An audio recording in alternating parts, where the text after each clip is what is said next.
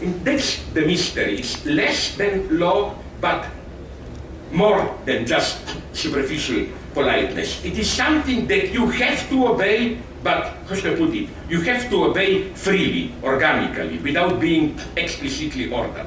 And this, I think, is the problem with us today.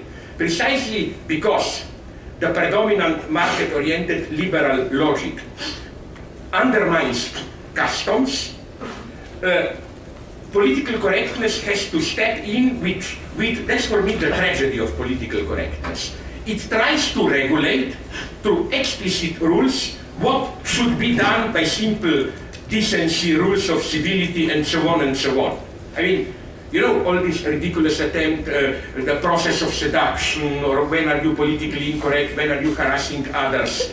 It tries to criminalize, moralize, or even criminalize something which should be simply a matter of organic civility. And as such, it's extremely counterproductive.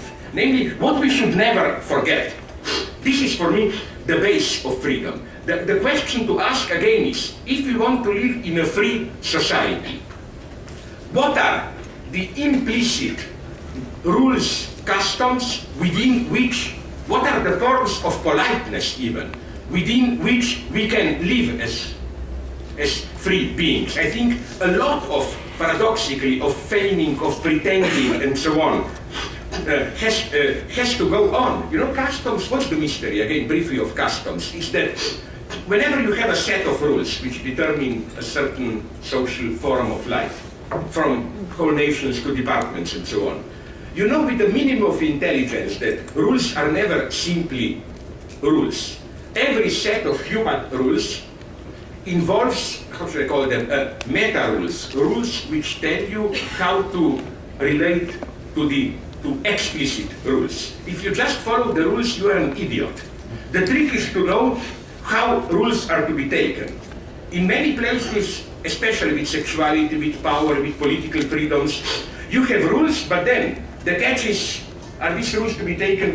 For example, when I was doing military service, there were explicit rules. The big shock for me, spontaneously, I'm a kind of a fascist. I like order rules, so I was glad to go into the army. Finally, things function. No, after 1 week, I was totally desperate. It was total chaos. All rules, you had to know how to violate them.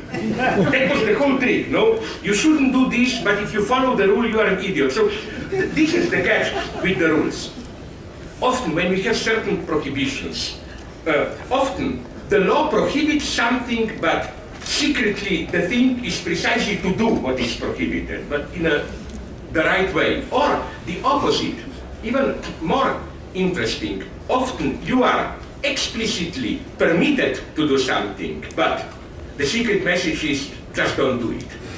You are lost if you do it. This is the space of customs. For example, I recently spoke with a friend from Japan who told me that in Japan they have usually 40 days of holiday every year if you work.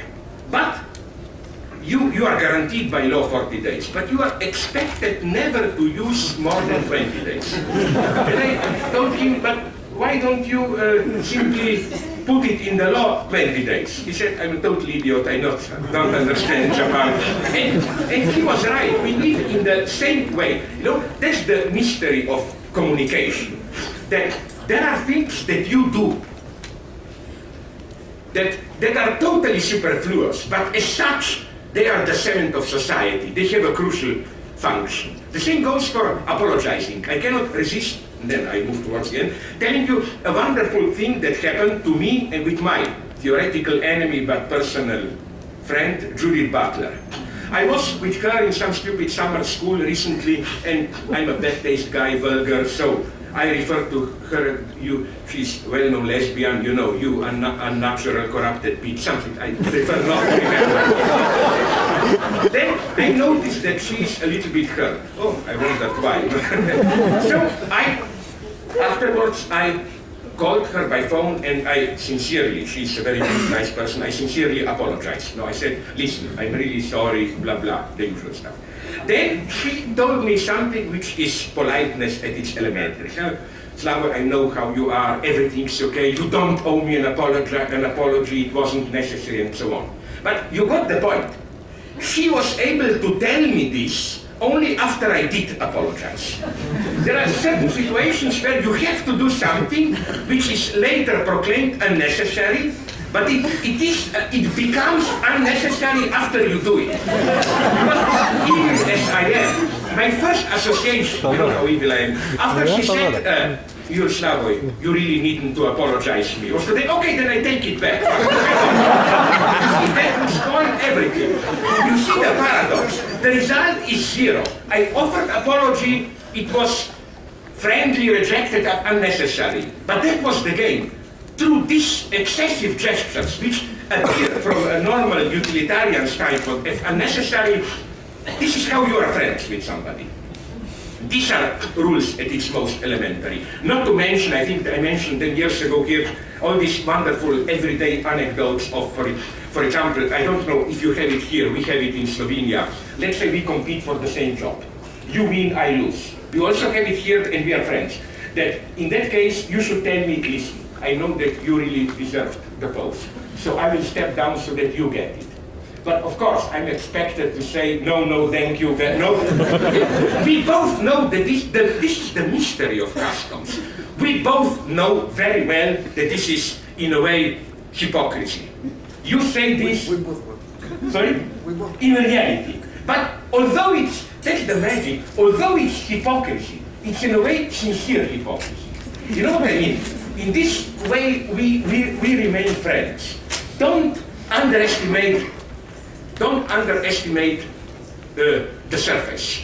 Surface is extremely impossible. Let me tell you a story that I didn't tell you. This one not 4 years ago. It's a wonderful story about the power of appearances, how important it is to maintain appearances. I read in a recent history of Stalinism how in the summer of '53, after Beria was deposed,